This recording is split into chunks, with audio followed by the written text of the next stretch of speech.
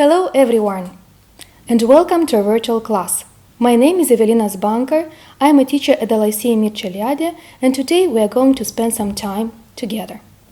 As you can see from the slide, we are going to tackle the topic on vacation, and we are going to pass to Unit 1, Lesson 1.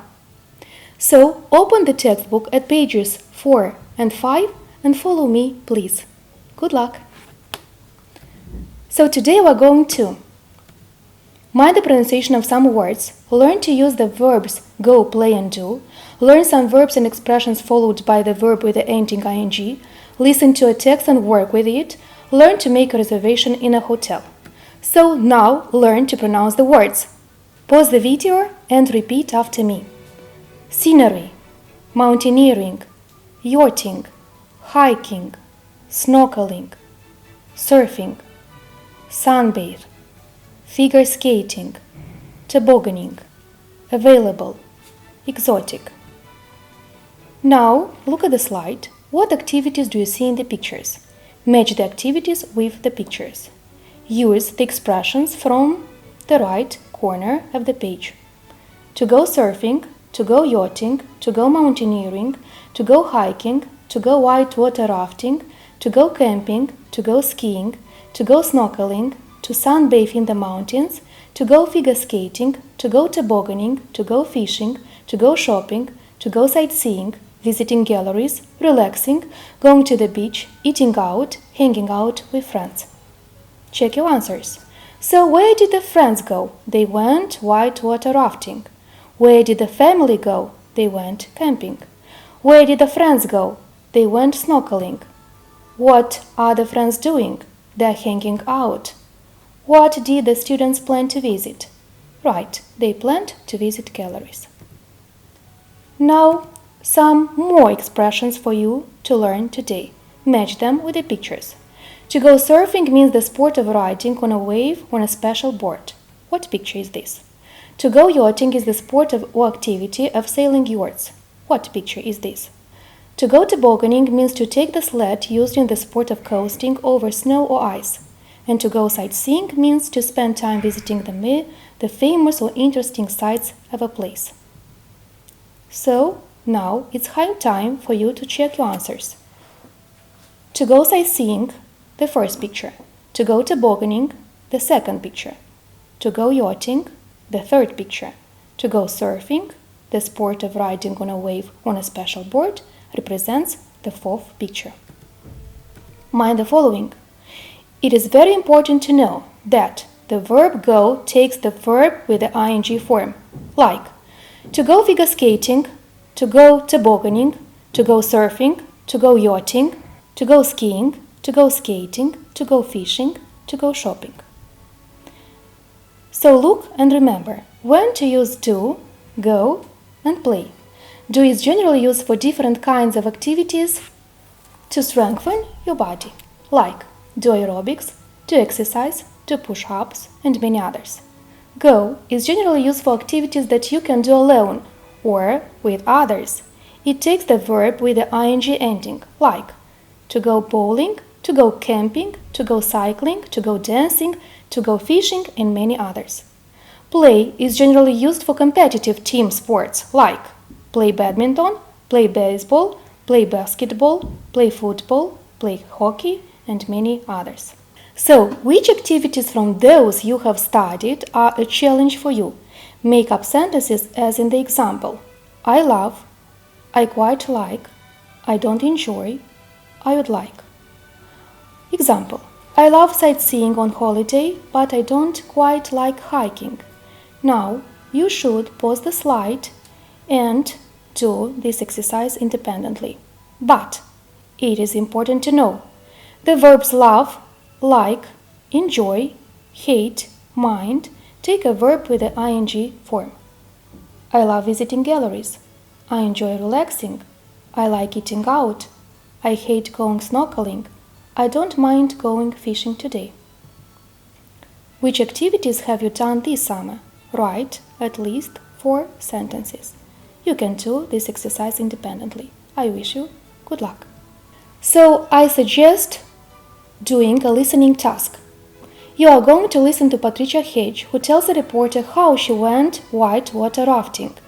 Look at the beginning of the questions that the reporter asks and try to finish them. Then listen and compare. So, the reporter: I'd like to introduce Patricia Hedge. Miss Hedge, can you tell us about the first time you went whitewater boating? Well, the first time I went was 2 years ago. There were 8 of us. We met at the river and spent the day checking out things and the boats. We had to tie everything down. It rained most of the day. We camped that night by the river. It was very quiet. I was a bit nervous, but I fell asleep at last and woke at dawn. We had to start early. It wasn't sunny and the air was cold, but it wasn't raining. We had breakfast, packed up the tents, tied everything down. The reporter: Why did you tie everything down?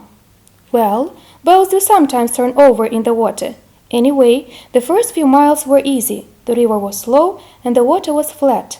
Then the river went faster and I suddenly saw some white water in front of me. We tried to stop the boat, but the river was too strong. I was terrified. The reporter: Why were you so frightened? Miss Hedge: Well, water was pouring in and it was impossible to see or hear anything, because the noise of the water was so loud. Then, suddenly we saw the other boat. We crashed into them and 2 of the people in the boat fell into the river. They disappeared. Everyone was shouting, but we couldn't hear what they were saying. At last, the people in the water appeared. One of them came near our boat and we pulled him in.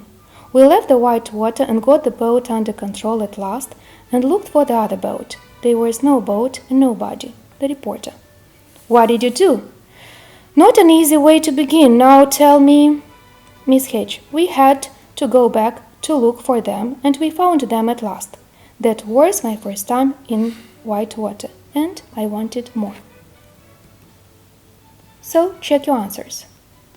Can you tell us about the first time you went whitewater boating? Why did you tie everything down? Why were you so frightened? What did you do? After the second listening, do the second task. So, listen again, put the following actions in the order they happened to Patricia and her friends. Pause the slide, do the exercise yourself, then check the answers. So, if your answers are those ones, you are right. The first sentence: Patricia and her 7 friends checked all the things and boats. The second one: they camped that night by the river. Patricia was nervous. The fourth one: they had breakfast and packed up the tents. The fifth one: the first few miles the river was slow and the water was flat. The next one: the river went faster and was too strong. The seventh one: she saw some white water. The eighth one: Patricia was terrified. The next: they suddenly saw the other boat. They crashed into it. Everyone was shouting, but nobody could hear what they were saying. The 12th one: they pulled one man into their boat. The 13th: there was no boat and nobody. And the last one, please: they found all the other people. Now you can work independently with the last listening task. Write it. Listen to the story again and summarize it using the following expressions that can help you. First, second, third, and many others. Follow the slide, please. Now, after you have done all this, let us go to the writing activity. You are going for a holiday with your family. You find a hotel on the internet and you phone to make a reservation. First, complete the notes. Number of people, number of rooms, types of rooms, check-in date, check-out date, type of accommodation, and other questions or other facilities. Now read the text about how people can make a reservation in order to write the other dialogue yourself. Park Hotel, hello, can I help you? Hello, I would like to book a room for the next week. I'm afraid all our rooms are booked. It's the peak season. What about the week after that? I mean the week starting on Monday the 11th through the 18th. There are some vacancies. Would you like a single or a double room? I'd like a single. What type of accommodation can your hotel offer? Full board. What about other facilities like Wi-Fi, swimming pool? Air conditioning, fridge with suites, Wi-Fi are free of charge. The spa is per additional cost. So write a dialogue on the topic, a phone call to make a reservation in a hotel. Mind the tips, students A and student B. Call student B on the phone. The phone is ringing. Answer the phone. Say the name of the hotel you are working at. Offer your help. Greet the receptionist. Ask if they have any available rooms for the dates you need. Answer positively and ask what types of rooms student A needs. Tell how many people will stay at the hotel and how many rooms and what types of rooms you need.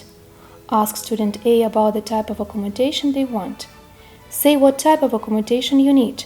Ask student B additional questions about services they have. Tell student A about available services. Thank student B for the information and say you will call later. Invite student A to stay at your hotel and wish him/her a good day. So, write this dialogue as to learn how to make a reservation in a hotel. The dialogue should include at least 5 questions and 5 responses. I'm sure that you can do it. So, good luck. Now, what have we done today? We have minded the pronunciation of some words. We have learned how to differentiate the verbs go, play, and do. We have enriched the vocabulary. We have developed some listening abilities.